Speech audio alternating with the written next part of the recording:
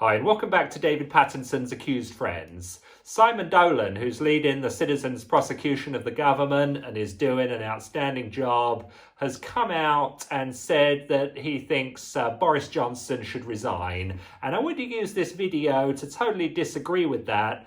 Not because I don't think Boris Johnson needs to go. He definitely needs to go in order to save the country. But the reason he should not resign is because it's far too easy for him to not face the consequences of his actions. I'm sick and tired of these conservative prime ministers keep getting outside Downing Street and doing some sort of tearful speech about how they tried their best and their best just wasn't good enough, and then handing off to the next loser prime minister who causes even more damage. I mean, if David Cameron would have run the election after Brexit, he'd have lost and the Conservative Party would have been out of the picture.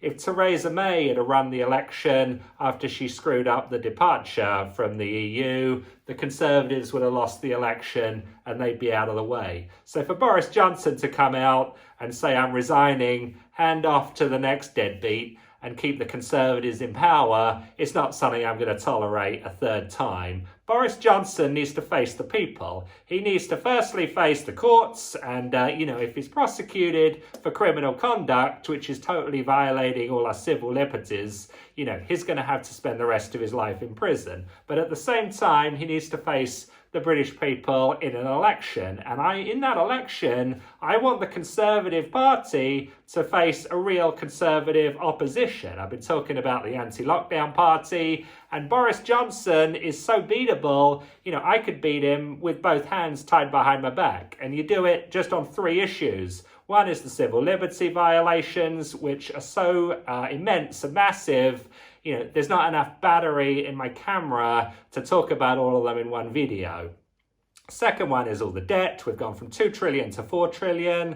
And the third one, of course, is on the lack of protection of our cultural values and the standing by, just totally aimlessly where Black Lives Matter come in, take over, and try to erase all our great and rich British history. And, the Conservatives aren't fit for office. I've talked about this a lot. I did a video saying why the Conservatives aren't conservative, and I think that speaks for itself.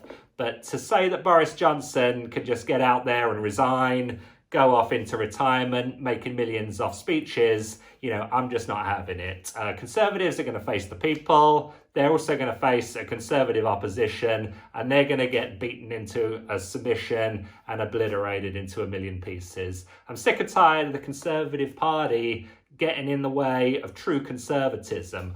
I think back to just after I left university and I moved to Southern California and had the experience of living in the United States. And this was back around 2005.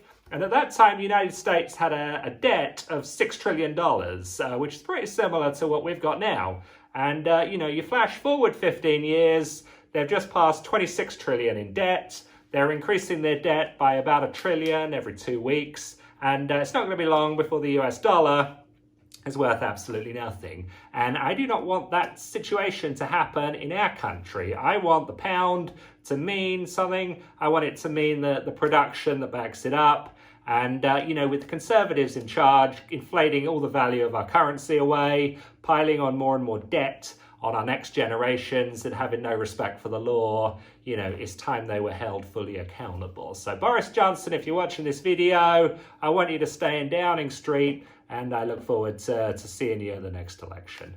So thanks very much.